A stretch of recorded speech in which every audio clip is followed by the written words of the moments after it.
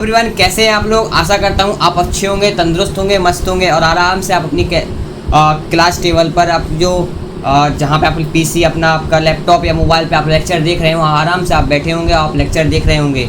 मैं यही आशा करता हूँ। अगर आप ऐसे लेटे कर लेक्चर देख रहे हैं तो ऐसा मत करिए। अगर आप ऐसे ही बैठे हुए हैं, आराम से लेक्चर देख रहे हैं, तो आप हैं टॉपर की लिस्ट पर। आप हैं, हाँ, आप उसी लिस्ट पर हैं जहाँ पर टॉपर बनते हैं। टॉपर्स लोग टॉपर बनते हैं, उसी लिस्ट पर हैं आप। अगर आप डेडिकेटेडली पढ़ रहे हैं, बैठे हुए हैं अच्छे से, साथ ही साथ मेरे साथ नोट्स बनाते जा रहे हैं, तो आप उसी टॉपर की लिस्ट पर हैं जो 2027 में आने वाले हैं। तो आज हम क्या पढ़ने वाले हैं? आज हम अपनी क्लास 10th का हमारा ये चौथा लेक्चर है केमिकल रिएक्शन एंड इक्वेशन का, जो कि हमारी सीरीज चल रही है हमारे चैनल एडू शून्य पर। अवैध बैच की जो सीरीज चल रही है या अवैध साइंस है हमारी, केमिकल रिएक्शन एंड इक्वेशन, जो कि हमारा साइंस का पहला चैप्टर है, उसका हम लेक्चर नंबर 4 करने वाले हैं। और आज इस लेक्चर में हम क्या पढ़ने वाले हैं? आज इस लेक्चर में हम displacement reaction and redox reaction को कंप्लीट करेंगे। जैसे कि 4 लेक्चर हमारे से पूरे चैप्टर के हो चुके हैं, ये चौथा लेक्चर थ्योरी वाइज अगर बोला जाए तो ये लास्ट लेक्चर है, क्योंकि इस पूरे चैप्टर में थ्योरी तक आपकी जो बुक है उसमें यहीं तक का है, और रेडॉक्स रिएक्शन के ऑक्सीडेशन वाला पार्ट भी है। तो उस चीज़ तक आज हम थ्योरी दिखेंगे और कुछ क्वेश्चन भी मेरे साथ आपको करने हैं यहाँ पर। इसके बाद एक और लेक्चर आएगा इस क्लास का, then the last lecture of this chapter. तो उसमें हम क्या करेंगे? उसमें हम जितने भी हमारे एनसीईआरटी में क्वेश्चंस वगैरह हैं, एमसीक्यू हो गए और हमारे जो कॉम्पिटेंसी फोकस्ड क्वेश्चन हो गए, और हमारे जैसे कॉम्पिटेंसी बेस्ड क्वेश्चन और सीबीएसई पीवाईक्यू, जो कि आपकी जो नेक्स्ट पेपर है सीबीएसई 2027 का क्लास 10th का, उसके लिए बहुत ही लाभदायक रहेगा। इसमें मैं बहुत सारे आपको पीवाईक्यू, एनसीईआरटी क्वेश्चन बहुत कुछ कराने वाला हूँ, तो उस लेक्चर को भी जरूर देखना, जो कि विद इन 2 डेज़ में आ जाएगा। ठीक है, तो आज हम अपनी पूरी थ्योरी को आज हम पूरी कंप्लीट कर लेंगे। और आप भी मेरे साथ यहाँ पे ये प्रॉमिस कीजिए कि आप भी साथ में बैठकर आज अपनी पूरी थ्योरी एंड नोट्स को कंप्लीट करेंगे। और अगर आपका कोई पीछे का बैकलॉग पड़ा हुआ है तो उस बैकलॉग को भी आप आज ही कंप्लीट कर दें, क्योंकि मेरे साथ आप क्वेश्चन को कर सकें। आपको सारे के सारा मतलब कि ऐसा कर लो, आप रिवाइज भी कर लो, जिसका मतलब सारे लेक्चर वो पर्टिकुलरली देख चुका है तो वो क्या करे, वो रिवाइज कर ले कि जिससे हम क्वेश्चन को और अच्छे से कर पाएँ। हमें क्वेश्चन पहले से बन जाए, सर भैया के क्वेश्चन करने से पहले मैं ही पहले क्वेश्चन कर दूँ तो आप अच्छे हैं, तो आप उस टॉपर लिस्ट पर हैं। तो इसलिए हम अपने आज लेक्चर को अभी स्टार्ट करते हैं। ठीक है, सबसे पहले हम लेक्चर में क्या पढ़ने वाले हैं? तो आज हम अपनी displacement reaction and redox reaction को कंप्लीट करेंगे। ये आपका लास्ट लेक्चर है थ्योरी वाइज। चैप्टर का भी लास्ट लेक्चर नहीं है, अभी लास्ट लेक्चर आएगा जब आपके क्वेश्चन कराए जाएंगे, क्योंकि अभी तक हमने क्या किया? अभी तक हमने पूरी थ्योरी पढ़ ली, आराम से क्वेश्चन थोड़े बहुत क्वेश्चन किए, पूरी थ्योरी पढ़ ली। अब हमें अपना बाण कहाँ चलाना है? अपने क्वेश्चन की ओर, क्योंकि ये ऐसा बैच है, अभेद्य बैच, जिसको कोई नहीं भेज सकता। ठीक है, तो मैं सिखा रहा हूँ तुमको कैसे हम अपने टारगेट को कंप्लीट कर सकें, कैसे हम अपने टारगेट को कंप्लीट कर सकें। ठीक है, तो आज फिर से बता दूं, तो आज हम क्या पढ़ने वाले हैं? आज हमारा थ्योरी वाइज लेक्चर का लास्ट लेक्चर है, बट क्वेश्चन का लेक्चर नेक्स्ट क्लास में आने वाला है। और आज हम displacement reaction and redox reaction पढ़ने वाले हैं। ठीक है, तो स्टार्ट करते हैं अपने इस लेक्चर को। सबसे पहले तो रिकैप में आ जाते हैं, और आपको नोट्स वगैरह सारे इसी चैनल पर मिल रहे हैं। मैं अभी वेबसाइट का QR नहीं ला पाया, वेबसाइट की लिंक आप जाके चेकआउट कर सकते हैं, उस पर नोट्स का काम चल रहा है अभी। ठीक है, वेबसाइट अभी कंप्लीट हो चुकी है, होने ही वाली है थोड़ी दिनों में, और थोड़े बहुत कुछ काम है। बट अभी के आपकी जो नोट्स वगैरह वो टेलीग्राम पे पर्टिकुलरली जो आपका टेलीग्राम चैनल ये दिख रहा है, इस पर मिल रहे हैं आपके, तो उस टेलीग्राम चैनल को ज़रूर ज्वाइन कर लेना, क्योंकि और आपकी जो गाइडेंस वगैरह है, जो क्लासेस की गाइडेंस है, क्या आपके शेड्यूल में क्लास आने वाली है, सब आपको टेलीग्राम में पता चल जाएंगी। और भी जानकारी चाहिए तो एक इंस्टाग्राम चैनल भी हमारा और हमारा व्हाट्सअप चैनल भी है, उसको भी जरूर ज्वाइन कर लिए। वो सारे के सारे लिंक आपको क्या बोलते कि अबाउट सेक्शन में मिल जाएंगे। अबाउट सेक्शन आप पहले बात तो इस चैनल को जरूर सब्सक्राइब कर दो, बिल्कुल सब्सक्राइब करके ठोक दो, अभी सब्सक्राइब करके रख दो, और कमेंट तो आप किया ही करो, जिससे आपके मैं क्या आपको डाउट्स वगैरह आ रहे हैं, क्या दिक्कतें आ रही हैं, उन चीज़ को कंसर्न मैं उसका पूरा कर पाऊँ। ठीक है, तो इस टेलीग्राम चैनल को पर्टिकुलरली जो क्लासेस हैं सबके नोट्स इस टेलीग्राम चैनल पर अपलोड हो जाते हैं क्लास के आधे से 1 घंटे के बाद। ठीक है, तो आप ज़रूर ज्वाइन कर लें इस टेलीग्राम चैनल को, और ऑल दी बेस्ट। अब आगे बढ़ते हैं हम। आप मुस्कुराइए, सर बोला करते थे मेरे कि मुस्कुराइए, आप कितनी बढ़िया क्लास में आए हुए हैं। तो देखो, अब मुस्कुराते हुए पूरे इस लेक्चर को कंप्लीट करो। आज के दिन मतलब कि समझ लो कि आज थोड़ा बड़ा लेक्चर भी होने वाला है, इस लेक्चर को बड़ा हो सकता है ये लेक्चर। ठीक है, घबराना मत, बस तुम नेक्स्ट अच्छा करें। रीकैप सबसे पहले रीकैप कुछ नहीं है, पुरानी क्लास का, प्रीवियस क्लास का क्या हमने पढ़ा था उस रीकैप में, वो हम जानते हैं। सबसे पहले हमने पिछली वाली क्लास में हमने अपनी combination reaction and decomposition reaction के बारे में पढ़ा था। क्या होती है कॉम्बिनेशन रिएक्शन?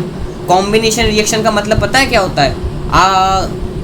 दो या दो से अधिक एलिमेंट या कंपाउंड आपस में मिलकर एक नया कंपाउंड बनाएं, कॉम्बिनेट हों, संयोजित हों, उसको बोलते हैं योगात्मक अभिक्रिया। हिंदी में, हिंदी वाले भी समझें कि इसको हिंदी में क्या बोलते हैं, योगात्मक अभिक्रिया।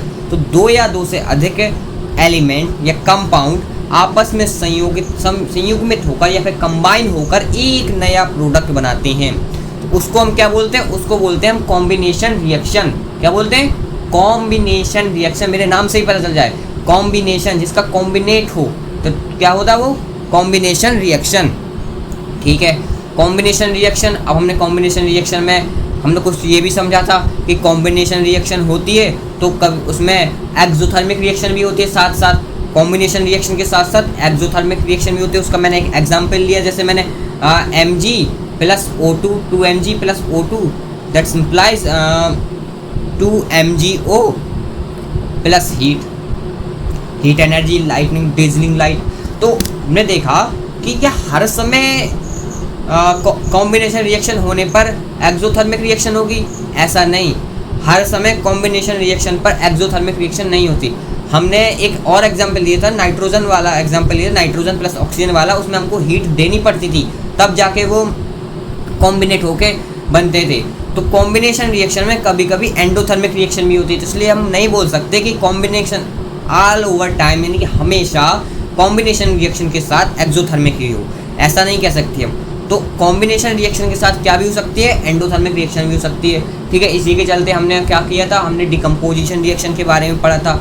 डिकम्पोजिशन रिएक्शन क्या होते हैं? डिकम्पोजिशन रिएक्शन रिवर्सिबल प्रोसेस है। जैसे कि कॉम्बिनेशन रिएक्शन क्या होता था, दो पार्ट मिलकर, दो या दो से अधिक, 2 and 2 more sorry 2 and 2 more compound या एलिमेंट्स मिलकर एक नया प्रोडक्ट बनाते थे। लेकिन इसका रिवर्सिबल होगा डिकम्पोजिशन। कैसे?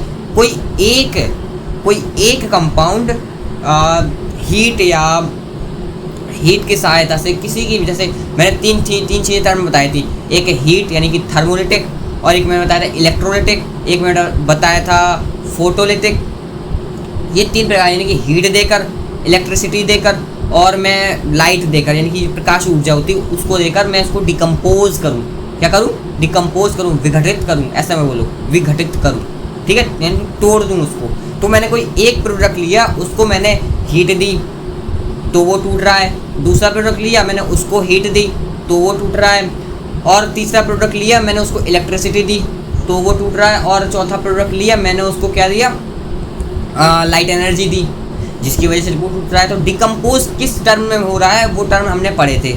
एक थर्मोलिटिक पढ़ा था हमने, एक फोटोलिटिक पढ़ा था, और एक हमने इलेक्ट्रिसिटी वाला पढ़ा था। तो ये 3 टर्म के मैंने एग्जाम्पल्स भी दिखाए थे आपको, सिमुलेशन भी दिखाया था, बहुत कुछ हमने अपनी उस पिछली वाली क्लास में दिखा था। अगर आपने अभी क्लास नहीं की, देखो मैंने आपको रिवाइज तो करा ही दिया है, रिवाइज मैंने आपको पूरा भी रिकैप करा दिया पिछली क्लास का। तो आप इस क्लास को अटेंड करने के बाद, जिसने अभी पिछली वाली क्लास नहीं देखी है, उस क्लास को जरूर देख लेना। और जिसका बैकलॉग पढ़ा है, तो मैंने आपसे प्रॉमिस भी कराया है।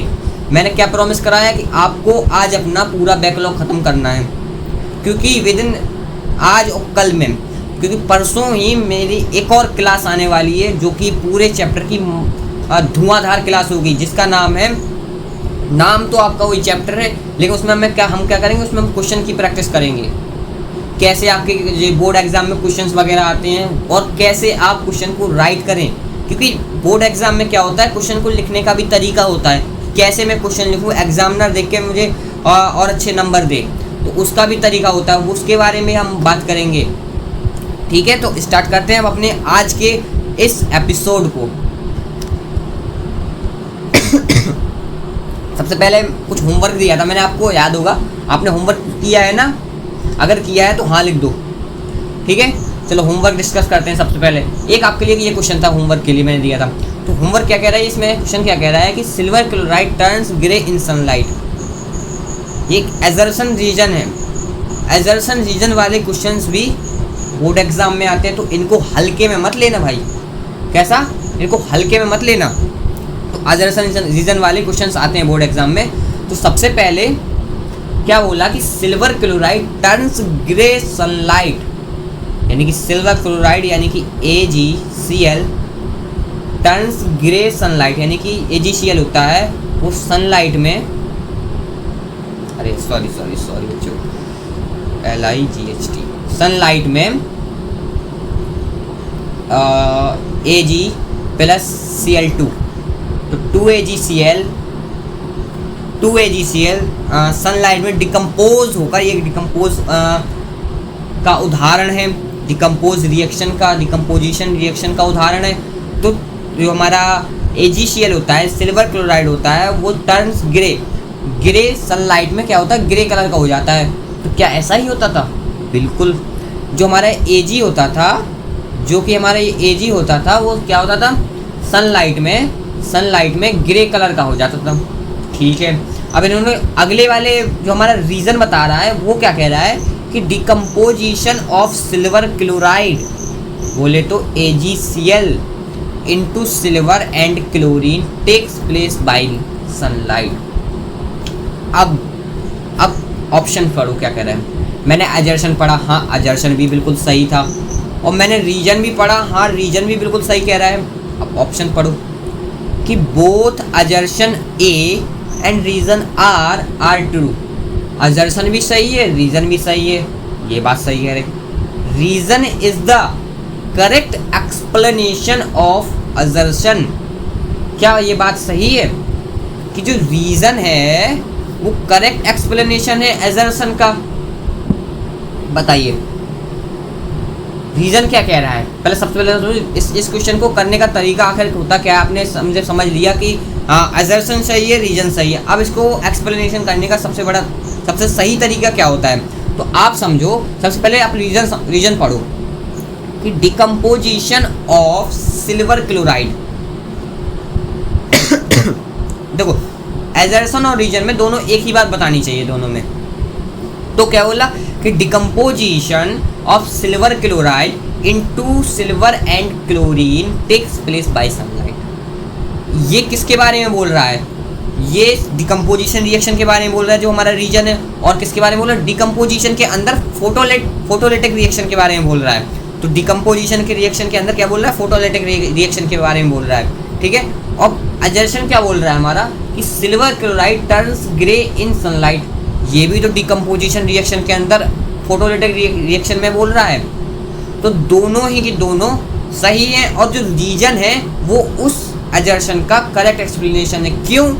क्योंकि जो सिल्वर क्लोराइड है वो डिकम्पोज होता है सिल्वर और क्लोरीन में, और जो हमारा सिल्वर होता है वो ग्रे कलर में चेंज हो जाता है। तो हमारा रीजन अजर्शन का राइट एक्सप्लेनेशन है। तो हमारा A option that is right answer this question.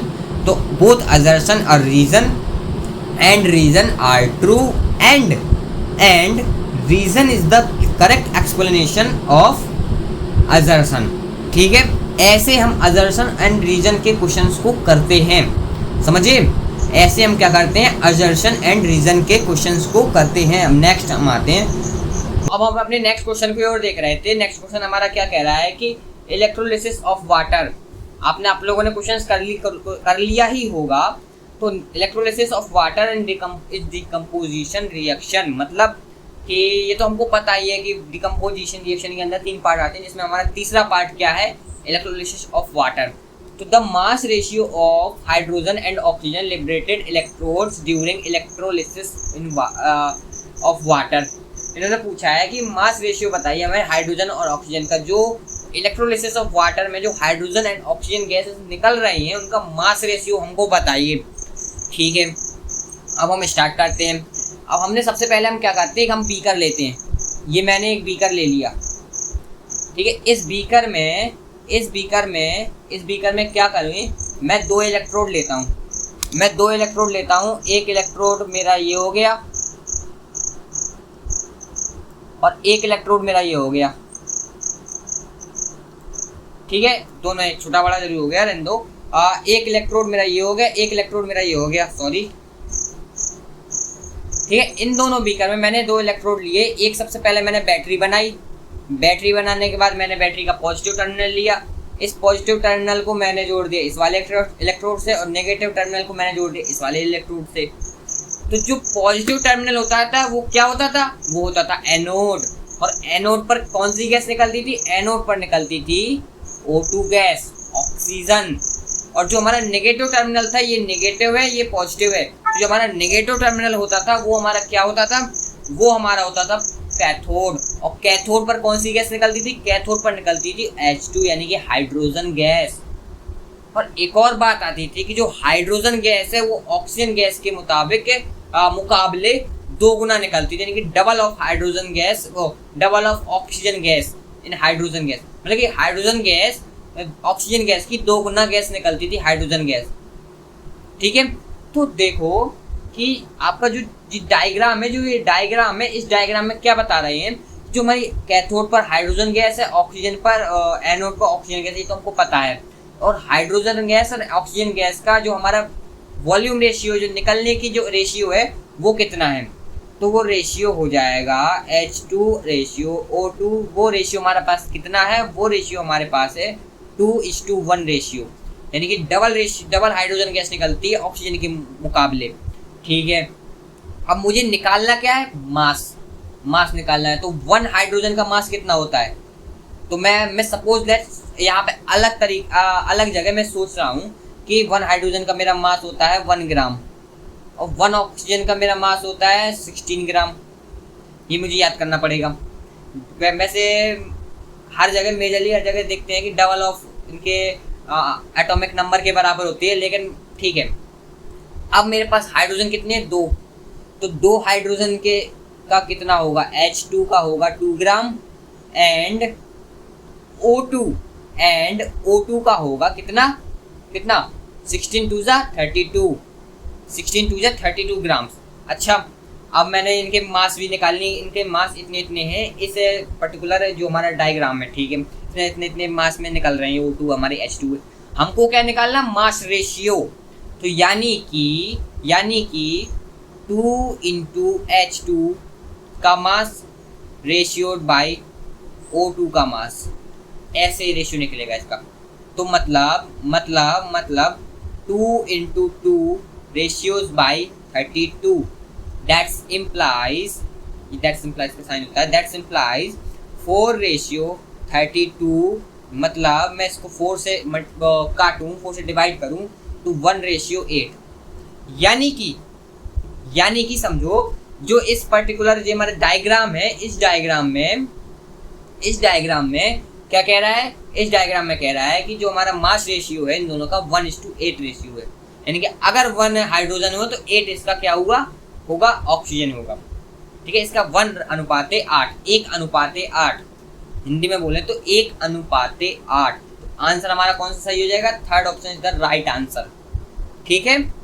3rd option is the right answer. तो क्या बोला इस क्वेश्चन में, इन्होंने सबसे बोला कि हमें मास रेशियो निकालना था। मैंने मास निकाला। सबसे पहले मैंने इनका वॉल्यूम रेशियो की, कितने वॉल्यूम में निकल रहे हैं, तो डबल ऑफ हाइड्रोजन गैस निकल रही थी ऑक्सीजन के डबल में, ठीक है। फिर मैंने उसके मास से मल्टीप्लाई कर दिया, तो क्या निकला मेरा मास रेशियो निकल गया, ठीक है। अब इसी के चलते मैं नेक्स्ट पेज पर आता हूँ। एक और क्वेश्चन हमारा था जो कि एक और मैंने अजर्शन रीजन आप लोगों को दिया था, ठीक है। अजर्शन रीजन मैंने एक और आप लोगों को दिया था, ये पेज डिलीट कर दो। चलो देखो, एक और ये अजर्शन रीजन है जो आप लोगों के लिए मैंने दिया था, ठीक है।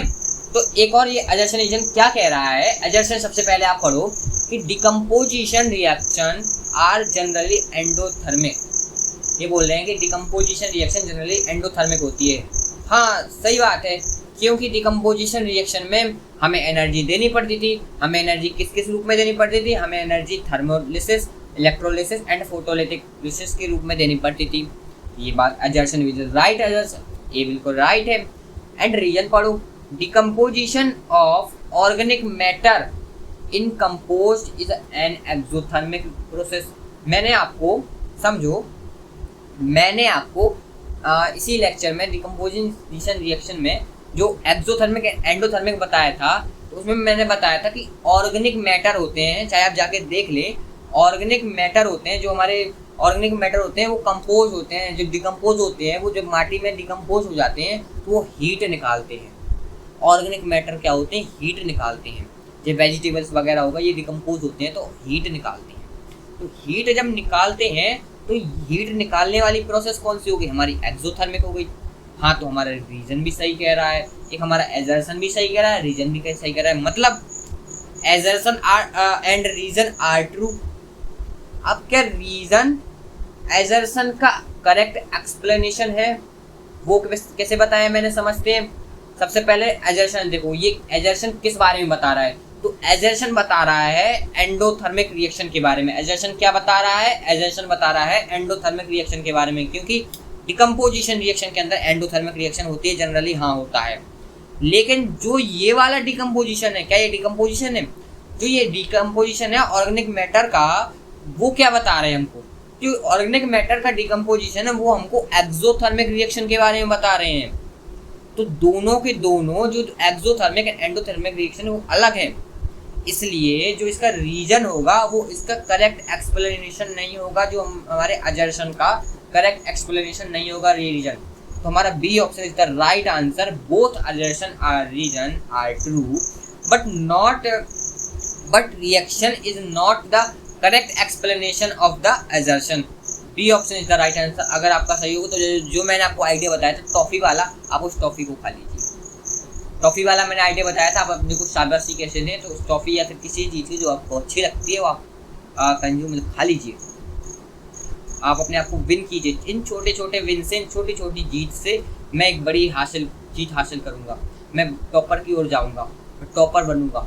ये माइंड सेट लेके चलिए अपने आप से, ठीक है। तो अब अपने क्या अपन नेक्स्ट में पढ़ने वाले हैं वो चलो देखते हैं इसी दौर में। अब हम अपना स्टार्ट करते हैं पहले से बेहतरीन लेक्चर डिस्प्लेसमेंट रिएक्शन में।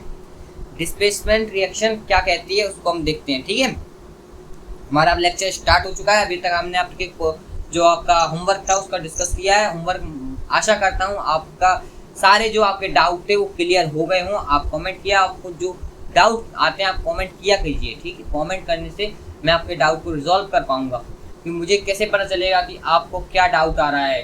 जो ये तो मैंने बताया, बट आप कमेंट किया कीजिए। कमेंट से जो आपको डाउट आ रहे हैं उसको मैं सारे के सारे डाउट, आपको कंसर्न है जो आपका कंसर्न है वो मैं दूर कर दूंगा, ठीक है। अब हम स्टार्ट करते हैं डिस्प्लेसमेंट रिएक्शन। प्यारी सी हमारी रिएक्शन डिस्प्लेसमेंट रिएक्शन, जिसको हम अपने नाम में क्या कहते हैं, रिप्लेसमेंट। हमने इसको रिप्लेस कर दिया। आप फ्लिपकार्ट वगैरह से या अमेजोन वगैरह से सामान मंगाते होंगे तो उसमें एक चीज़ लिख के आती है रिप्लेसमेंट।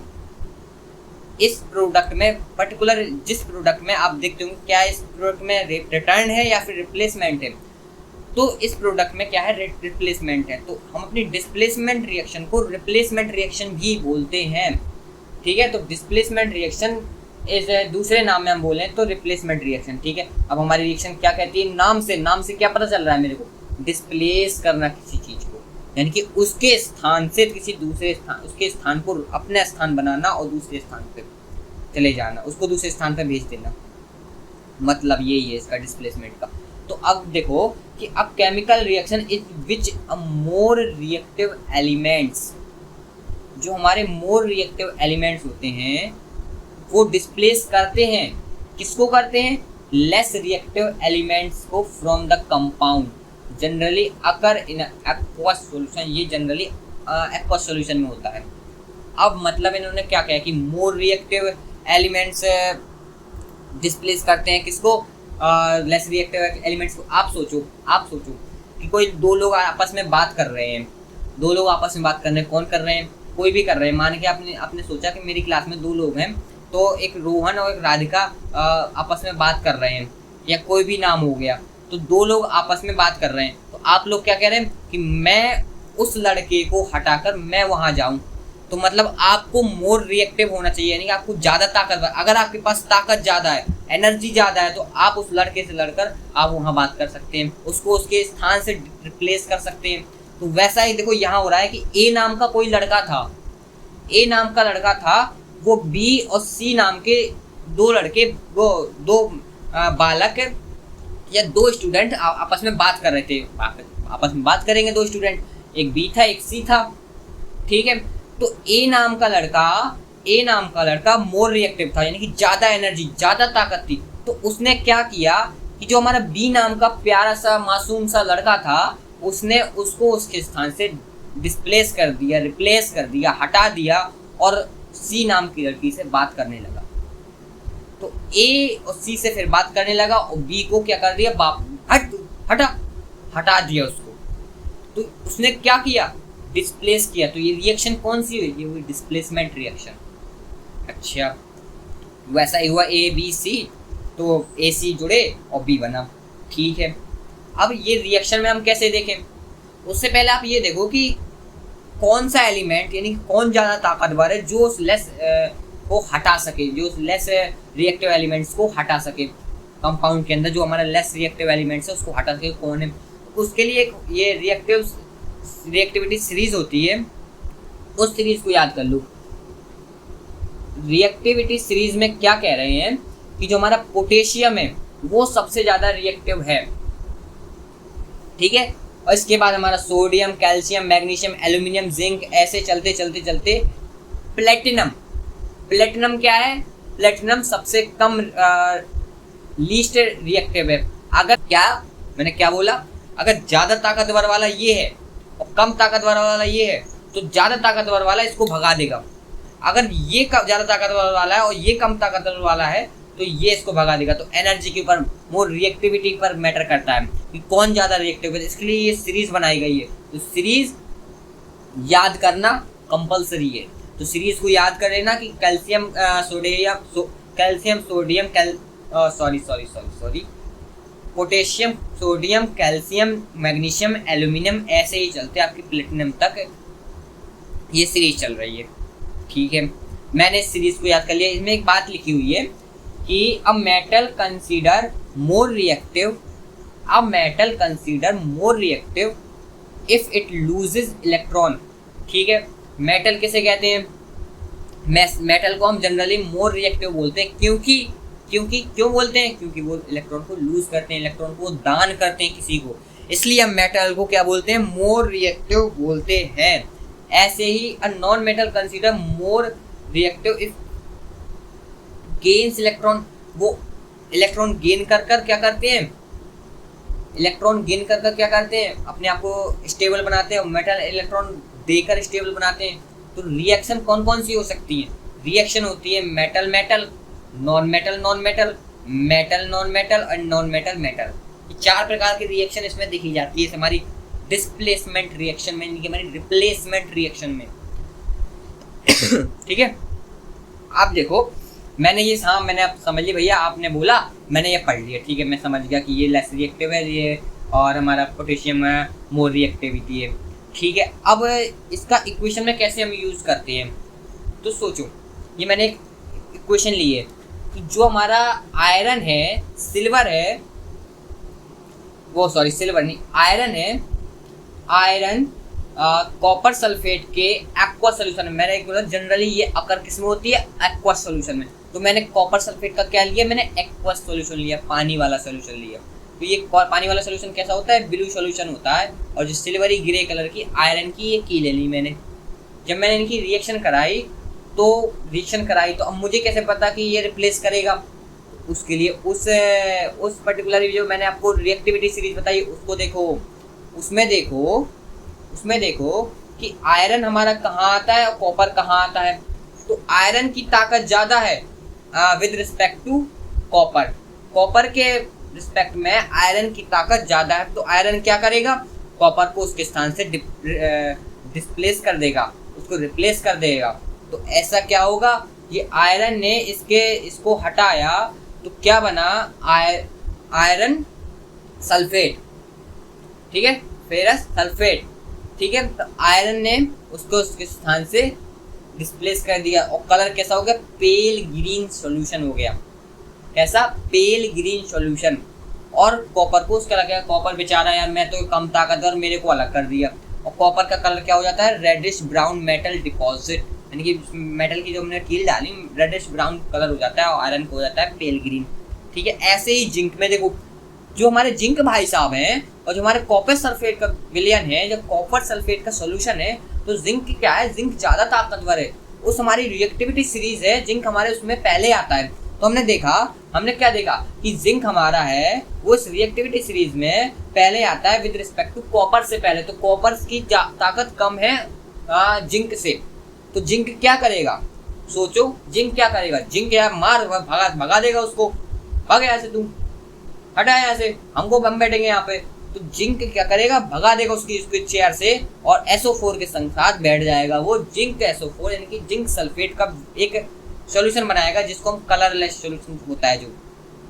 और कॉपर को अलग कर दे, कॉपर बेचारा क्या करेगा, कॉपर सॉलिड बनता है, रेडिश ब्राउन का हुआ, कॉपर बेचारा क्या करेगा, अलग बैठ जाएगा। मैं क्या करूँ, मैं ताकत ही नहीं है मेरे पास, इतनी ताकत ही नहीं है मेरे पास, मैं इससे लड़ पाऊँ, मैं इसको अलग कर पाऊँ, ठीक है। अब ऐसे ही अगर नेक्स्ट मतलब कि रिएक्शन में देखा जाए, क्या है कि जो पीबी सिल्वरी ग्रे कलर का पीबी है, लेड है, वो CuCl2 कॉपर क्लोराइड के विलयन में यानी कि एक्वा सॉल्यूशन में क्या होता है, PbCl2 यानी कि जो हमारा लेड है, ये मोर रिएक्टिव है, जो हमारा कॉपर है ये लेस रिएक्टिव है। तो इस मोर रिएक्टिवनेस लेस रिएक्टिव को इसकी जगह से भगा दिया और इसकी जगह पर जाकर बैठ गया। तो पीबी क्या करेगा, कॉपर को हटाएगा, तो यहाँ से हट, मैं बैठूंगा, तो मैं PbCl2 लेड क्लोराइड बनाकर कॉपर को उसने हटा दिया। तो आप समझ रहे हैं इसमें करिकुलम क्या है इसका, इस डिस्प्लेसमेंट रिएक्शन में क्या है, सीधा डिस्प्लेस करना किसके मुताबिक, उस रिएक्टिविटी सीरीज के मुताबिक जो मैंने आपको बताई है। तो उस रिएक्टिविटी सीरीज की कितनी इंपॉर्टेंस है, बहुत इंपॉर्टेंट है इस डिस्प्लेसमेंट रिएक्शन में, समझे। तो इस डिस्प्लेसमेंट रिएक्शन में आपको इनके कलर भी रखने। सबसे पहले ये डिस्प्लेसमेंट रिएक्शन किसमें, एक्वा सॉल्यूशन में जनरली देखी जाती है, ठीक है। और ये सॉल्यूशन बनेगा कलरलेस सॉल्यूशन बना, ठीक है। अगर मैं बोलूं क्या बोलूं कि द इनवर्स सिनेरियो इसका क्या होगा, अगर मैं कॉपर FeSO4 की रिएक्शन कराऊं, यानी कि FeSO4 का सॉल्यूशन लाऊं और कॉपर उसमें डाल दूं, FeSO4 का सॉल्यूशन लाऊं, कॉपर उसमें डाल दूं, क्या ये रिएक्शन होगी, नो रिएक्शन। ये बोला क्या, नो रिएक्शन, रिएक्शन ही नहीं हो, क्यों नहीं होगी, अरे भाई सीधी बात है कि जो हमारा Fe है, आयरन है, वो ज्यादा ताकतवर है, वो सल्फेट के साथ अच्छे से बैठा हुआ है। लेकिन जो हमारा कॉपर है वो कोशिश करता है मैं इससे लड़ूंगा, लेकिन वो कॉपर फिर भी हार जाता है। तो आयरन हमारा मोर रिएक्टिव है, कॉपर हमारा लेस रिएक्टिव है। इसकी वजह से जो हमारा ये रिएक्शन है वो होगी ही नहीं। मैं आशा करता हूं कि आप समझ गए होंगे मैं जो बता रहा हूं, ठीक है। अब एक तो सबसे पहले इनवर्स रिएक्शन अगर कोई दे दे, इसी में इनवर्स रिएक्शन दे दे कि मेरे पास ये PbCl2 का एक सॉल्यूशन है, इसमें मैं कॉपर लाया तो ये रिएक्शन नहीं होगी। हम क्यों लिख देते हैं कभी कभी नो रिएक्शन, क्यों नहीं होती, क्या हर जगह हमने इसको मिलाया, इसमें आलू को मशीन में डाला सोना निकले, कभी कभी होता है, नहीं होता है, ठीक है। तो ये रिएक्शन नहीं होगी, ठीक है, मैं समझ गया। अब एक इसमें बात आती है डबल डिस्प्लेसमेंट रिएक्शन, ठीक है। मैंने डिस्प्लेसमेंट रिएक्शन में देखा, हाँ ये होता होगा, ठीक है, ये होता है, डिस्प्लेस करते हैं, डबल डिस्प्लेसमेंट। अब नया कौन सी चीज़ आ गई, इसका दूसरा नाम होता है मेटाथीसिस। क्या नाम होता है, मेटाथीसिस रिएक्शन, ठीक है। अब ये नया नाम कौन सा आ गया, एक होती है displacement reaction, double displacement reaction. Displacement reaction में क्या होता है, एक लोग डिस्प्लेस करता है किसी दूसरे को, कोई मोर रिएक्टिव एलिमेंट किसी लेस रिएक्टिव एलिमेंट को उसके स्थान से हटाता है। लेकिन डबल डिस्प्लेसमेंट रिएक्टर में क्या होता है, दोनों के दोनों जो एलिमेंट्स हैं, जो कंपाउंड है, उनके दोनों के दोनों कैटायन एंड एनायन है, वो आपस में रिप्लेस हो जाते हैं। देखते हैं चलो आगे चल के इसको। देखो डबल डिस्प्लेसमेंट रिएक्शन क्या कह रही है कि a chemical reaction in which they are in exchange their ions, वो अपने एक्सचेंज कर लेते हैं आयंस को, वो अपने आयंस को क्या कर लेते हैं, एक्सचेंज कर लेते हैं cation and anion between reactants, यानी कि रिएक्टेंट्स वाले पार्ट में अपने कैटायन एनायन को चेंज करते हैं, फिर जाके प्रोडक्ट बनाते हैं। कैसे, ये मैंने बोला ए बी नाम के दो स्टूडेंट्स बैठे और सी और डी नाम के दो स्टूडेंट्स बैठे। तो मैंने बोला ए हमारा पॉजिटिव है, बी हमारा नेगेटिव है, और सी हमारा पॉजिटिव है और डी हमारा नेगेटिव है। मैंने ये बोला क्योंकि जब ये कंपाउंड बने हुए, एक पॉजिटिव होगा एक नेगेटिव होगा, तब जाके ये कंपाउंड बने होंगे। तो ये दो कंपाउंड है। तो जो हमारा ए है वो डी के साथ बैठेगा। क्यों? ये अपने कैटायन और एनायन को आपस में एक्सचेंज कर लेते हैं, हेरा फेरी कर लेते हैं, ठीक है, एक्सचेंज कर लेते हैं। तो जो हमारा ए है वो डी के साथ बैठेगा, तो हमारा ए डी के साथ बैठ गया, ये प्लस माइनस हो गया। और हमारा बी है वो सी के साथ बैठेगा, ये हमारा बी और सी भी बैठ गया, ठीक है। तो ये अपने क्या कर रहे हैं, कैटायन और एनायन को एक्सचेंज कर रहे हैं आपस में, ठीक है। अब रिएक्शन टर्मिनोलॉजी में इसमें 3 प्रकार की रिएक्शन होती है, ठीक है। डबल डिस्प्लेसमेंट में 3 प्रकार से हम रिएक्शन होती है। इसमें एक होती है प्रेसिपिटेशन रिएक्शन, यानी कि जिसमें प्रेसिपिटेट का फॉर्मेशन होता है। ये जो दूसरी दोनों रिएक्शन है, ये आपके दूसरे और तीसरे चैप्टर में है, जो कि मैं पढ़ाऊंगा आपको दूसरे और तीसरे चैप्टर में। एक है ये न्यूट्रलाइजेशन और एक है ये गैस फॉर्मिंग रिएक्शन, ये आपको दूसरे और तीसरे चैप्टर में मिलेंगी, ठीक है। तो हमारे इसमें हम इस चैप्टर में केवल और केवल आपके सिलेबस में है प्रेसिपिटेशन रिएक्शन, इस चैप्टर के अंदर, ठीक है। इस चैप्टर के अंदर क्या है, प्रेसिपिटेशन रिएक्शन है, जो कि अभी हम पढ़ने वाले हैं। इसी टर्मिनोलॉजी को देखते हुए हम आगे भी पढ़ते हैं। ये देखो डबल डिस्प्लेसमेंट का एक एग्जांपल देखो, मैंने लिखा सोडियम सल्फेट का एक सॉल्यूशन एंड बेरियम क्लोराइड का एक सॉल्यूशन लिया मैंने। इन दोनों सॉल्यूशन में क्या हुआ, ये दोनों के दोनों कलरलेस सॉल्यूशन। पहली बात तो ये याद रखो, ये आपको याद रखना है कि ये क्या है, एक कलरलेस सॉल्यूशन है, ठीक है। इसके बाद ये एक्वस है, ये जल में विलीन है, ये एक्वस है, पानी में है ये, ठीक है। मैंने क्या देखा, मैंने देखा कि सोडियम सल्फेट का सॉल्यूशन बेरियम क्लोराइड के सॉल्यूशन के साथ रिएक्ट करता है, तो क्या बनता है, बेरियम सल्फेट BaSO4 बनता है और NaCl बनता है। कैसे बना, अब मुझे कैसे पता, तो इसमें जो जनरली कंपाउंड है, जो पहले लिखा होता है वो कैटायन होता है, जो बाद में लिखा होता है एनायन होता है। इसलिए जो हमारा सोडियम है इस वाले में ये कैटायन है और ये SO4 है ये एनायन है। और इसमें बेरियम में जो बेरियम है ये कैटायन है और क्लोरीन है वो एनायन है। तो ये कैटायन एनायन आपस में एक्सचेंज हो जाएंगे। तो जो हमारा बेरियम है वो सल्फेट के साथ जाएगा और जो हमारा सोडियम है वो क्लोरीन के साथ जाएगा। तो ऐसे ये डबल डिस्प्लेसमेंट की नहीं, 2 बार डिस्प्लेस हुआ, 2 लोग आपस में क्या हुए, डिस्प्लेस हुए, आपस में रिप्लेस हुए। तो बेरियम सल्फेट और बेरियम सल्फेट में हम क्या पढ़ रहे हैं, ये इस रिएक्शन में क्या पढ़ रहे हैं, प्रेसिपिटेशन पढ़ रहे हैं। तो ये बेरियम सल्फेट क्या होगा, प्रेसिपिटेट बनेगा इसका, यानी कि बेरियम सल्फेट एक वाइट इनसॉल्युबल सॉलिड इस बीकर के नीचे बन जाएगा, ठीक है। ठीक है, आपने बोला, मैं समझ में आ गया।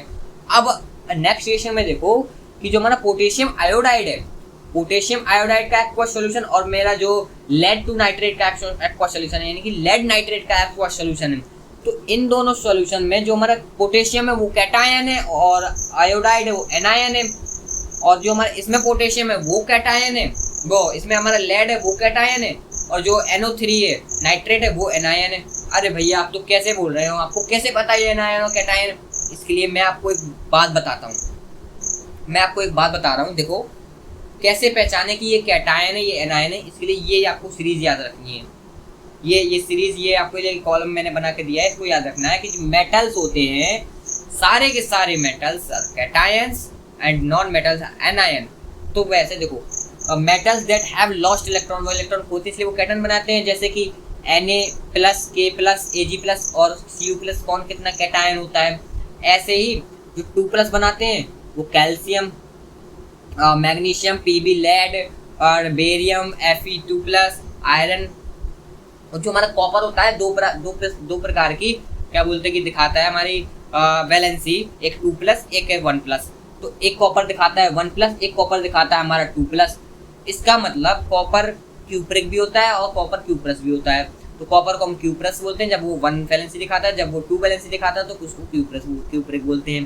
ठीक है, एक +3 वाली होती है। तो ये सारी की सारी जो वैलेंसीज हैं आपको याद कर लेनी है कि कार्बोनेट की क्या वैलेंसी होती है, सल्फेट की क्या वैलेंसी होती है, नाइट्रेट की क्या वैलेंसी होती है। जिससे मैंने जो आपके बेसिक क्लास ली थी उसमें मैंने सब बताया, जो कैसे केमिकल फॉर्मूला राइट करते हैं उसको भी देख लेना जिसने नहीं देखा है वो। तो देखो क्लोरीन, ऑक्सीजन, सल्फेट, ये सारे के सारे की इनकी वैलेंसीज लिखी हैं। ऐसे इनके चार्ज पता चलते हैं, ये कैटायन होता है, ये एनायन होता है। और लेकिन जनरली कोई भी कंपाउंड लिखा है, जैसे मैंने NaCl लिखा है, इसमें जनरली पहला वाला होता है जो वो क्या होता है, कैटायन होता है। तो Na इसमें क्या होगा, कैटायन होगा, और बाद वाला एनायन होगा। ठीक है, हम पहले कैटायन को लिखा करते हैं। ठीक है, अब हम उस रिएक्शन पर आते हैं। रिएक्शन क्या कह रही है, रिएक्शन कह रही है कि जो पोटेशियम आयोडाइड है, पोटेशियम आयोडाइड लेड नाइट्रेट के कलरलेस सॉल्यूशन में, जो पोटेशियम आयोडाइड का कलरलेस सॉल्यूशन है वो लेड नाइट्रेट के कलरलेस सॉल्यूशन के साथ रिएक्शन कर लेड आयोडाइड बनाता है। और लेड आयोडाइड क्या बनता है, प्रेसिपिटेट बनता है। हम इसमें क्या बना रहे हैं, प्रेसिपिटेट बना रहे हैं। तो येलो इनसॉल्युबल सॉल्यूशन प्रेसिपिटेट बनता है। और KNO3 यानी कि पोटेशियम नाइट्रेट का एक कलरलेस सॉल्यूशन बनता है। अब क्या बोल रहे हैं आप, तो मुझे कैसे पता, जो इसमें पोटेशियम था वो कैटायन था, मैंने अभी बताया। जो आयोडीन था वो एनायन था, वो भी ठीक है। जो नॉन मेटल्स होते हैं वो एनायन होते हैं। ठीक है, बाद वाला एनायन ही होता है। तो Pb एक हो गया कैटायन, ये एनायन हो गया। तो कैटायन एनायन आपस में अपने आप को एक्सचेंज कर लेंगे। एक्सचेंज करने से एक नया प्रोडक्ट बनेगा, वो बनेगा प्रेसिपिटेट। ठीक है, एक प्रेसिपिटेट बनेगा, एक कलरलेस सॉल्यूशन बनेगा। तो मुझे पता चल गया दो कलरलेस सॉल्यूशन को मिलाने के बाद एक प्रेसिपिटेट बनता है, एक कलरलेस सॉल्यूशन बनता है। ठीक है भैया, हम तो समझ गए। अब क्या, अब आगे देखते हैं, इसी के चलते हम आगे देखते हैं। आगे एक और एग्जांपल है कि AgNO3 NaCl that implies AgCl NaNO3। मतलब आप क्या बोल रहे हैं, मतलब मैं AgNO3 यानी कि सिल्वर नाइट्रेट का एक कलरलेस सॉल्यूशन लूं और सोडियम क्लोराइड के कलरलेस सॉल्यूशन के साथ रिएक्शन कराऊं तो सिल्वर क्लोराइड का एक इनसॉल्युबल प्रेसिपिटेट बनता है। क्योंकि जो Ag है वो पॉजिटिव यानी cation, NO3 anion, sodium cation, chlorine anion, और जो हमारे ये बनने वाले हैं ये भी कैटायन एनायन। तो इन्होंने अपने कैटायन एनायन का क्या किया, आपस में एक्सचेंज कर लिया। ठीक है, इन्होंने अपने कैटायन एनायन का क्या किया, आपस में एक्सचेंज कर लिया, अलग अलग मतलब कि एक्सचेंज हो गए आपस में। ठीक है भैया, मुझे अब ये डबल डिस्प्लेसमेंट रिएक्शन है, ये मेरे दिमाग से पूरी तरह दिमाग में मेरे घुस चुकी है, दिमाग में मेरे आ चुकी है। ठीक है, मैं समझ चुका हूँ। तो लाइक जरूर ठोक देना अगर आप समझ गए होंगे। ठीक है, आशा करता हूँ आप समझ ही गए होंगे। अब हम स्टार्ट करते हैं अपनी रेडॉक्स रिएक्शन को। क्या करते हैं, अपनी रेडॉक्स रिएक्शन को। ठीक है, लेक्चर बड़ा होने वाला है लेक्चर में, तो हम अपनी रेडॉक्स रिएक्शन को स्टार्ट करते हैं। रेडॉक्स रिएक्शन का मतलब समझो, पहले री और डॉक्स। सबसे पहले देखो आप, रेड और ऑक्स, वो वाला ऑक्स नहीं, ऑक्स। रेड का मतलब होता है लाल नहीं, रिडक्शन। रेड का मतलब लाल नहीं, रिडक्शन इसमें। और ऑक्स का मतलब होता है ऑक्सीडेशन।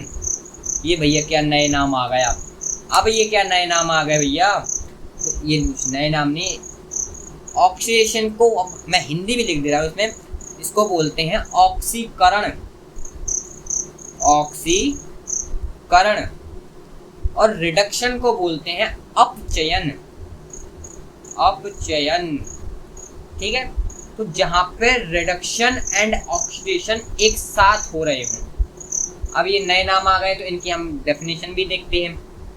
ठीक है, लेकिन आप समझो रेडॉक्स रिएक्शन क्या है, नाम से पता चल रहा है। देखो हर चीज की डेफिनेशन उसके नाम में अंदर होती है, उसके नाम के अंदर सारा उसका काम होता है। ठीक है, तो रेडॉक्स अभिक्रिया में, रेडॉक्स रिएक्शन में जो रेड का मतलब रिडक्शन एंड ऑक्सीडेशन, जहाँ पर रिडक्शन एंड ऑक्सीडेशन दोनों एक साथ होते हैं तो वो क्या होता है, क्या बोलते हैं कि रेडॉक्स रिएक्शन होती है। ठीक है, आपने तो ऐसे बता दिया, बट डेफिनेशन तो दीजिए।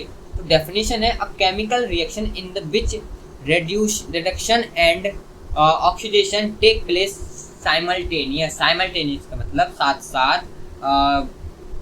रिडक्शन भी हो और ऑक्सीडेशन भी हो। अब ये रिडक्शन और ऑक्सीडेशन क्या होता है, आपने रिएक्शंस वगैरह पढ़ी होंगी तो उसमें देखा होगा कि ऑक्सीडेशन में क्या होता है कि एडिंग ऑफ ऑक्सीजन। ऑक्सीडेशन का मतलब समझो ऑक्सीजन का जुड़ना, और रिमूवल ऑफ हाइड्रोजन यानी कि एडिशन ऑफ ऑक्सीजन और रिमूवल ऑफ हाइड्रोजन। ऑक्सीडेशन में क्या होता है कि हाइड्रोजन निकलता है तो ऑक्सीजन जुड़ता है, या फिर दोनों एक साथ होती हैं। लेकिन रिडक्शन में इसी के अपोजिट होता है कि हाइड्रोजन जुड़ता है और लेकिन ऑक्सीजन क्या होता है, रिमूव होता है, ऑक्सीजन निकलता है। तो वो कौन सी रिएक्शन हो गई, वो हो गई रिडक्शन हो गया, वो हो गया ऑक्सीडेशन। जिसमें हाइड्रोजन निकले वो क्या हो गया, ऑक्सीडेशन। जिसमें हाइड्रोजन जुड़े वो हो गया क्या, रिडक्शन। लेकिन जिसमें ऑक्सीजन जुड़े वो हो गया क्या, ऑक्सीडेशन। जिसमें ऑक्सीजन निकले वो हो गया रिडक्शन। ठीक है, ये समझ गए। अब इसके बाद देखो इसके बाद क्या है, ये एग्जाम्पल से समझो सबसे पहले आप कि ये रेडॉक्स रिएक्शन हो कैसे रही आखिर, तो समझो। यहाँ पे एक कॉपर है, वो ऑक्सीजन के साथ रिएक्ट होकर कॉपर ऑक्साइड का एक प्रोडक्ट बनाता है। ठीक है, कॉपर ऑक्साइड का हमारा बन गया। तो इसमें जो हमारा कॉपर है, कॉपर ऑक्सीडाइज हुआ है, कॉपर में ऑक्सीजन जुड़ा हुआ है, तो कॉपर का क्या हुआ, ऑक्सीडेशन हुआ है। Adding of oxygen, that's oxidation. Copper में क्योंकि ऑक्सीजन जुड़ा हुआ है, लेकिन इस वाले ऑक्सीजन तो ऑक्सीजन कम हुआ है ना। जनरली सभी टीचर ऐसे ही बोलते हैं। ठीक है, क्या हुआ, ये बात है उस दौर की कि जब सब पढ़ाते थे ऐसा, तो क्या बोलते थे कि कॉपर है, इस कॉपर में ऑक्सीजन जुड़ा है तो यहाँ पे ऑक्सीडेशन हो गया, बस होगा यहाँ पे, और वो वहाँ पे। लेकिन वो क्या बोलते कि रिडक्शन वाले पार्ट को कंसीडर ही नहीं करते थे, लेते नहीं थे। तो देखो कॉपर में क्या हुआ, कॉपर में ऑक्सीजन जुड़ा, लेकिन ऑक्सीजन के साथ भी तो कुछ हुआ है। ऑक्सीजन के साथ क्या हुआ, उसके साथ ऑक्सीजन हटा है। देखो जब जहाँ पे जज होता है तो जज दोनों पक्षों के जो बातें हैं उनको सुनता है, फिर जाके फैसला लेता है। तो वो बात समझो, कॉपर के साथ क्या हुआ, कॉपर के साथ ऑक्सीजन जुड़ी। हाँ भैया, मैंने मान लिया कॉपर के साथ ऑक्सीजन जुड़ी, हाँ आप ठीक कह रहे हैं। लेकिन ऑक्सीजन के साथ भी तो कुछ हुआ है। क्या हुआ है ऑक्सीजन के साथ, ये ऑक्सीजन के साथ ऑक्सीजन अलग हुई है ना, तो ऑक्सीजन का क्या हुआ, पक्का ना पक्का ऑक्सीजन का रिडक्शन ही हुआ होगा, समझे। तो यहाँ पे कॉपर का क्या हो रहा है, ऑक्सीडेशन, और ऑक्सीजन का क्या हो रहा है, रिडक्शन हो रहा है। तो यहाँ पे ऑक्सीडेशन और रिडक्शन दोनों साइमल्टेनियसली होती हैं, तो वहाँ पे कौन सी रिएक्शन होती है, रेडॉक्स रिएक्शन। बिल्कुल सही। तो copper is oxidized to CuO और oxygen is reduced to CuO। कहीं ना कहीं कॉपर से ऑक्सीजन जुड़ा है, लेकिन ऑक्सीजन से भी ऑक्सीजन हटा है, ये बात भी समझो आप। इसलिए यहाँ पे ये रेडॉक्स रिएक्शन है। ऐसे ही अगर देखो, जैसे कि मैंने ये रिएक्शन थी, ये रिएक्शन क्या कहते हैं, कॉपर का ब्राउन, शाइनी ब्राउन था, शाइनी ब्राउन कॉपर ऑक्सीजन के साथ मैंने गर्म किया तो कॉपर ऑक्साइड का एक ब्लैक प्रोडक्ट बना, ब्लैक कंपाउंड बना कॉपर ऑक्साइड का। अगर मैं इसकी कंटिन्यूसली इसको मैं गर्म करूं, कॉपर ऑक्साइड को कंटिन्यूसली मैं गर्म करूं और उसमें हाइड्रोजन गैस प्रवाह कर दूं, हाइड्रोजन गैस वहां से निकाल दूं, तो क्या होता है, तो जो हमारा कॉपर ऑक्साइड है वो किस में चला गया, वो चला गया हमारा कॉपर में, मतलब कॉपर ऑक्साइड ऑक्सीजन अलग करके कॉपर में चला गया। तो इसमें क्या हुआ, जहाँ पे रिमूवल ऑफ ऑक्सीजन यानी कि वहाँ पे रिडक्शन, तो रिमूवल ऑफ ऑक्सीजन यानी कि रिडक्शन। और हाइड्रोजन था वो H2O में चला गया, हाइड्रोजन H2O में चला गया। इसका मतलब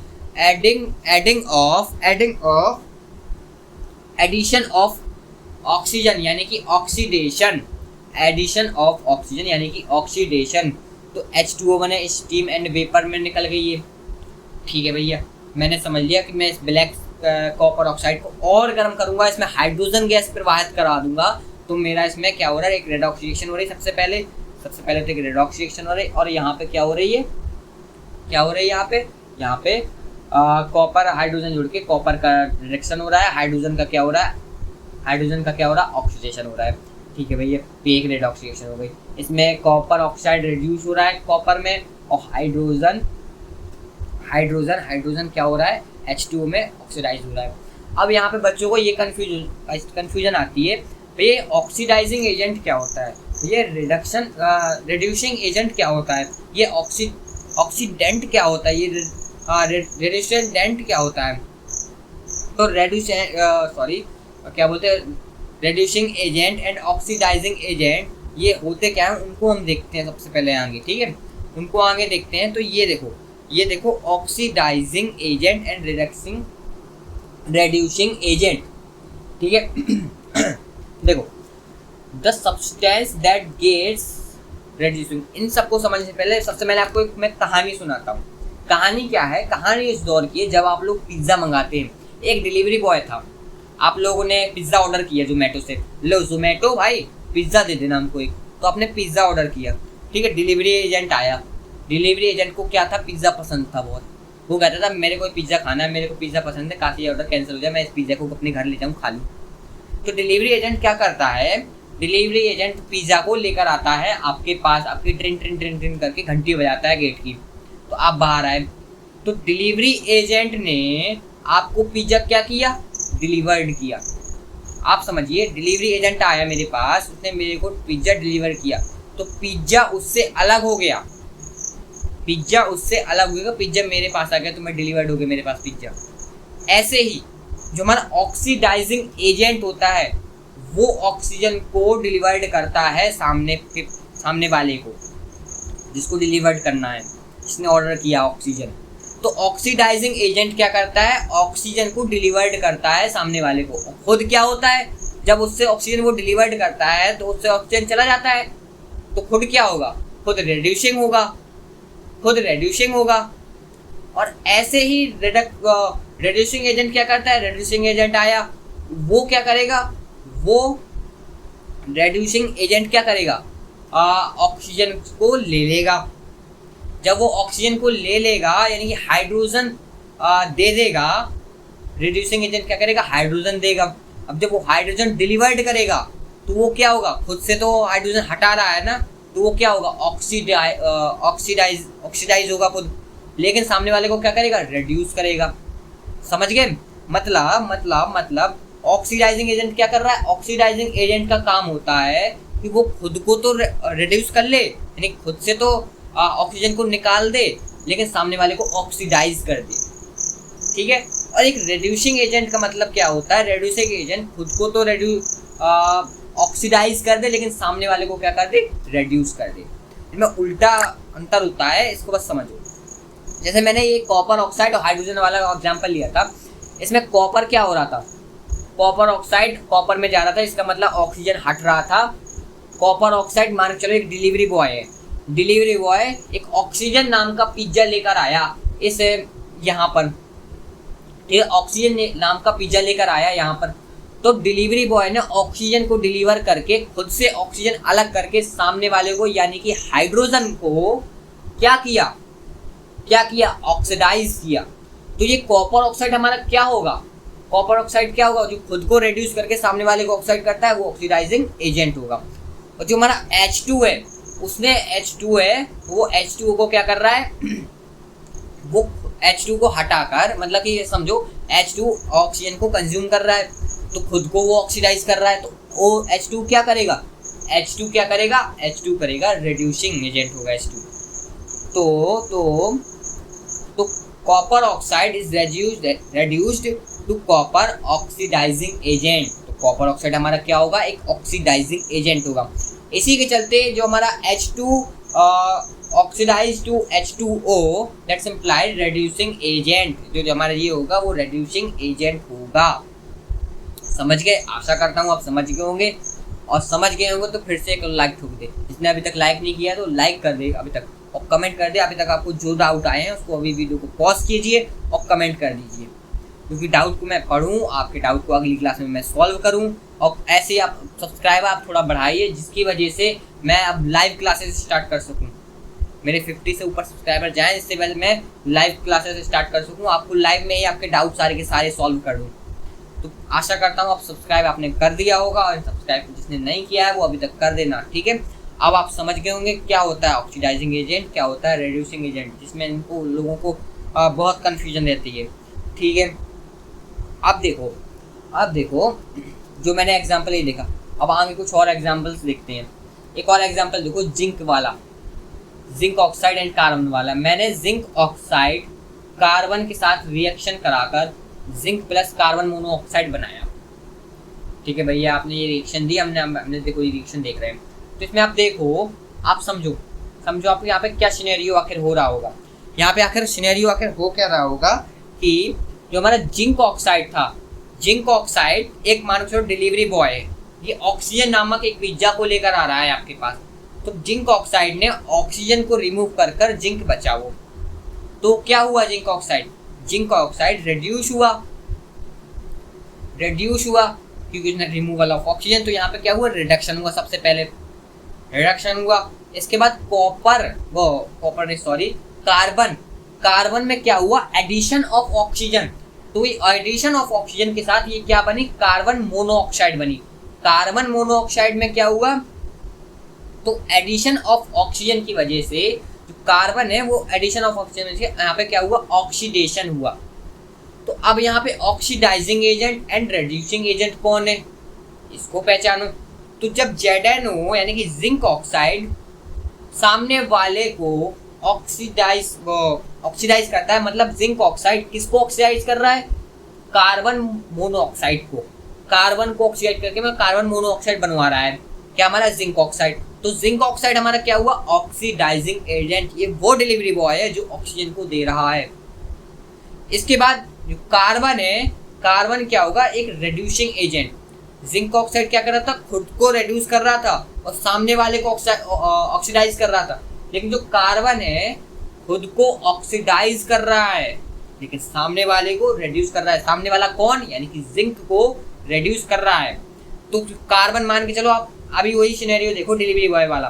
तो डिलीवरी बॉय आपके पास एक ओ नामक पिज्जा लेके आया और आप सी नाम के आप व्यक्ति हैं, ठीक है। तो डिलीवरी बॉय ZN नाम का कोई डिलीवरी बॉय है, ओ नाम का पिज्जा लाया, सी नाम के व्यक्ति है। तो डिलीवरी बॉय क्या होगा, एक ऑक्सीडाइजिंग एजेंट होगा, क्योंकि उसने आपको वो ओ नाम का पिज्जा दिया जिससे आप ऑक्सीडाइज हो गए, ठीक है। लेकिन आपने वो ओ नाम का पिज्जा लिया, आप ऑक्सीडाइज तो हो गए, लेकिन आपने डिलीवरी बॉय को क्या कर दिया, रिड्यूस कर दिया, उससे वो पिज्जा ले लिया।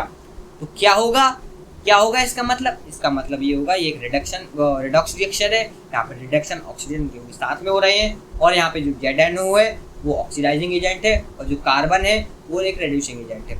आशा करता हूँ आप अब बिल्कुल पूरी तरीके से समझ गए होंगे हमारे इस कॉन्सेप्ट को, ठीक है। एक और ऐसा ही एग्जाम्पल लेकर आया हूँ जिसमें आपको और क्लैरिटी हो जाएगी, ठीक है। अब इस एग्जाम्पल को सबसे पहले आप पॉज कर लो, पॉज करके ये सारा मैं छुपाए दे रहा हूँ, ठीक है। अब आप सोचो क्या हो रहा होगा सिनेरियो, यहाँ पे सोच रहे हैं ना। तो देखो मैग्नीज डाइऑक्साइड वाला ये सिनेरियो है कुछ ऐसा कि मैग्नीज डाइऑक्साइड HCl के साथ रिएक्शन करके मैग्नीज क्लोराइड एंड H2 यानी कि जल और क्लोरीन बनते हैं। तो यहाँ पे क्या सिनेरियो आखिर हो रहा होगा, देखो कि मैग्नीज डाइऑक्साइड है, उसमें से ऑक्सीजन हट के वो क्लोरीन को कंज्यूम करता है, क्लोरीन से मिलता है, ठीक है। तो उसने क्या किया, उसने रिमूवल ऑफ ऑक्सीजन यानी कि उसने रिडक्शन किया। अब रिडक्शन किया और HCl से क्या हुआ, एक तो हाइड्रोजन हटा और एक ऑक्सीजन जोड़ा, Cl से हाइड्रोजन हटा ऑक्सीजन जोड़ा। तो यहाँ पे क्या हुआ, रिमूवल ऑफ हाइड्रोजन, या फिर हम बोल सकते हैं addition of oxygen, that's oxidation यहाँ पे हुआ। अब देखो कि मैग्नीशियम, वही आप डिलीवरी बॉय वाला कभी भी हो एग्जांपल सोच लिया करो कि एक डिलीवरी बॉय आया मेरे पास, पिज्जा लेकर आया ऑक्सीजन नाम का, उसने मेरे को पिज्जा दिया, वो क्या हो गया, वो रेड्यूस हो गया, यानी कि उसने मेरे को ऑक्सीडाइज कर दिया, जिससे वो एक ऑक्सीडाइजिंग एजेंट हो गया। तो ऑक्सीडाइजिंग एजेंट क्या होगा यहाँ पे, MnO2, मैग्नीज डाइऑक्साइड। और यहाँ पे जो रेड्यूसिंग एजेंट होगा वो HCl होगा, क्योंकि इसने वो पिज्जा खाया है, इसने वो पिज्जा लिया है। समझे आप, समझ गए होंगे। अब देखते हैं आगे हमारा क्या है। अब कुछ हम प्रैक्टिस वगैरह करते हैं, जो अभी तक पढ़ा अब आप उसको अप्लाई कीजिए। कॉन्सेप्ट आपने पढ़े, अप्लाई कीजिए, कॉन्सेप्ट पढ़े अप्लाई कीजिए, कॉन्सेप्ट पढ़े अप्लाई कीजिए, यही होती है टीचिंग के पढ़ने के अच्छा सही तरीका। ठीक है, अब देखो ये क्वेश्चन आया। अब रुको, वीडियो को पॉज करो, स्टॉप लो और इस क्वेश्चन को सॉल्व करो। सॉल्व आशा करता हूँ सॉल्व आप कर रहे होंगे। ठीक है, आपने किया होगा सॉल्व, आपका आंसर भी आ गया होगा। अब हम इसको सॉल्व करते हैं। अब आप आंसर अपना मैच कीजिए। आप टॉफी आपकी रखी होगी, टॉफी पे दिख रहा है ना टॉफी, क्योंकि आपको चाहिए, आप सोचिए कभी टॉफी चाहिए हमको वो। ठीक है, तो identify the correct statement about the following reaction. इस पूरी रिएक्शन में जो हमारी रिएक्शन है, इसमें हमें स्टेटमेंट को पहचानना है, क्या हमको कोई क्या स्टेटमेंट कैसी कह रही है। तो H2S SO2 बनती है क्या, H2O गैस एंड सल्फर। ठीक है, अब पहली स्टेटमेंट हमारी क्या कह रही है कि जो हमारी H2S है वो ऑक्सीडाइजिंग एजेंट है and SO2 is reducing agent. अब रेड्यूसिंग एजेंट और ऑक्सीडाइजिंग एजेंट की बात ही कर दी है, तो देखते ही हैं कि इस रिएक्शन में क्या है। देखो H2S को मैं कैसे पहचानूं, H2S ऐसे, यहाँ पे H2S सल्फर में जा रहा है, यानी कि यहाँ पे रिमूवल ऑफ सल्फर हाइड्रोजन है। रिमूवल ऑफ हाइड्रोजन का मतलब क्या होता है, रिमूवल ऑफ हाइड्रोजन का मतलब होता है ऑक्सीडेशन। तो यहाँ पे क्या हो रहा है, यहाँ पे हो रहा है हमारा ऑक्सीडेशन हो रहा है यहाँ पे हमारा। इसके बाद जो हमारा SO2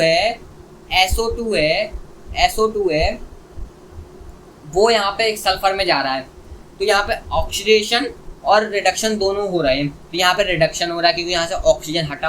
अब इसमें ऑक्सीडाइजिंग एजेंट कौन है और रेड्यूसिंग एजेंट कौन है, ये कैसे पहचाने, क्योंकि यहाँ पे दोनों जगह सल्फर हो गए, हमें तो कंफ्यूजन हो रही है। तो समझो, देखो SO2 ने क्या किया, H2O को क्या किया, ऑक्सीजन दिया। SO2 ने H2O को क्या दिया, ऑक्सीजन दिया, जिसकी वजह से SO2 खुद रिड्यूस होकर सामने वाले को क्या कर रहा है, ऑक्सीडाइज कर रहा है। तो SO2 क्या हुआ, SO2 हमारा ऑक्सीडाइजिंग एजेंट हुआ। ये तो ऑप्शन गलत हो गया, इसमें बोल रहा है रिड्यूसिंग एजेंट है। नहीं, हमारा SO2 क्या है, SO2 हमारा ऑक्सीडाइजिंग एजेंट है। SO2 हमारा क्या है, ऑक्सीडाइजिंग एजेंट है। ठीक है भैया, अब देखो कि H2S is reduced two sulphur. H2S reduce होता है सल्फर में, क्या सही बात है ये। देखो H2S रिड्यूस सल्फर। अच्छा, ऑक्सीडाइजिंग एजेंट की बात आई है तो अब रिड्यूसिंग एजेंट की बात करते हैं।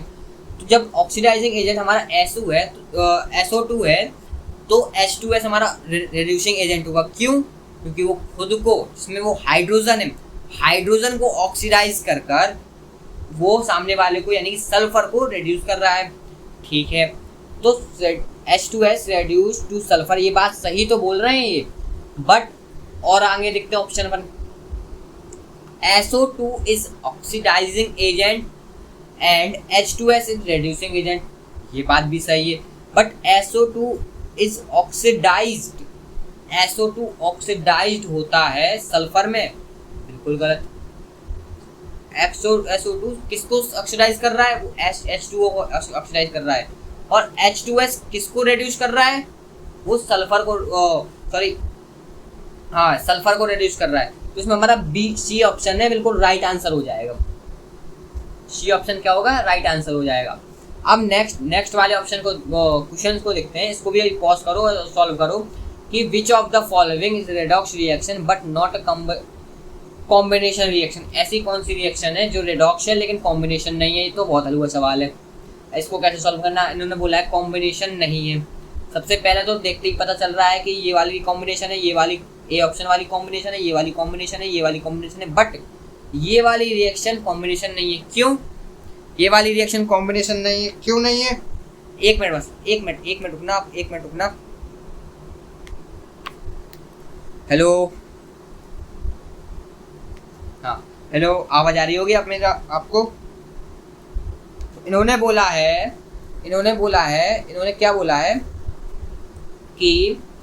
क्या बोला है कि कौन सी ऐसी कॉम्बिनेशन रिएक्शन है। तो कॉम्बिनेशन रिएक्शन क्या होती है?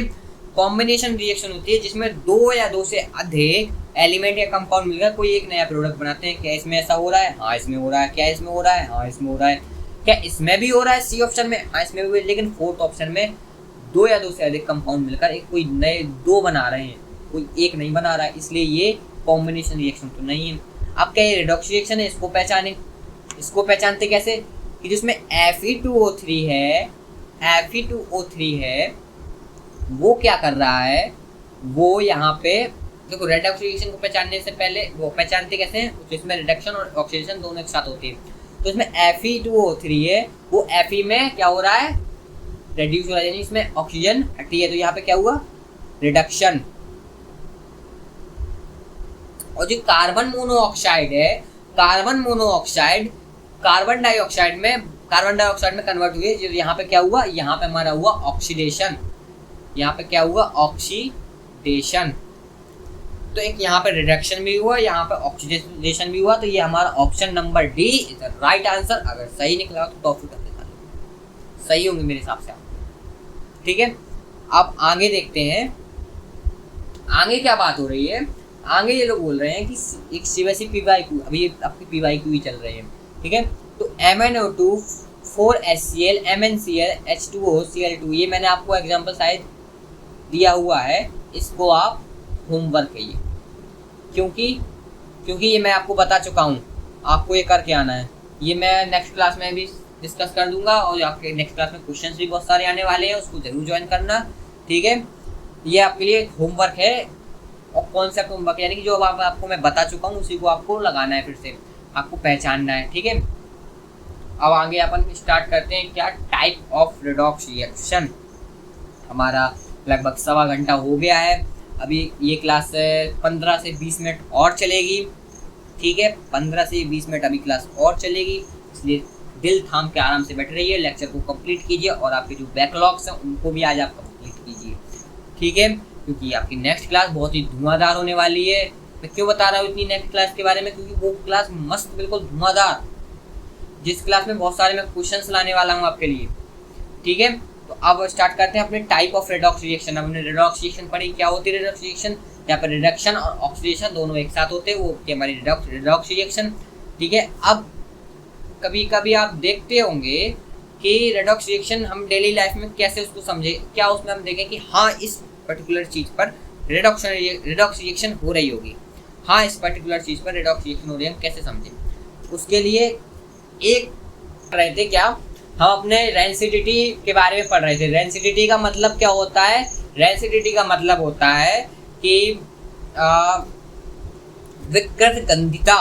विकृत गंधिता, यानी कि जो आप देखते होंगे चिप्स वगैरह में या टोस्ट वगैरह आप खुले रख दें तो उसमें ऑक्सीजन के केस में या ऑक्सीजन से रिएक्ट कर उसमें स्मेल उसकी एक तो बेकार हो जाती है, एक तो वो नमीदार हो जाते हैं, यानी कि वो कैसे सिम से हो जाते हैं। तो कैसे हो जाते हैं वो समझो कि oxidation of oil fatting containing food item पर उसकी बैड स्मेल और उसका टेस्ट भी खराब हो जाता है। तो ऑफ्टन टर्म ये क्या होता है? ऑक्सीडेटिव रेंसिडिटी होता है, यानी कि ऑक्सीकरण रेंसिडिटी, ऑक्सीकरण वाली विकृत गंधिता होती है, यानी कि ऑक्सीजन के कारण होता है ये। रेंसिडिटी के टाइप 3 प्रकार के होते हैं। एक तो होता है ऑक्सीडेटिव ड्यू टू ऑक्सीजन, एक होता है माइक्रोबाइल्स ड्यू टू माइक्रोब्स, एंड होता है हाइड्रोलिटिक, मतलब एक तो पानी से, एक तो माइक्रोबाइल से, एक तो ऑक्सीजन से।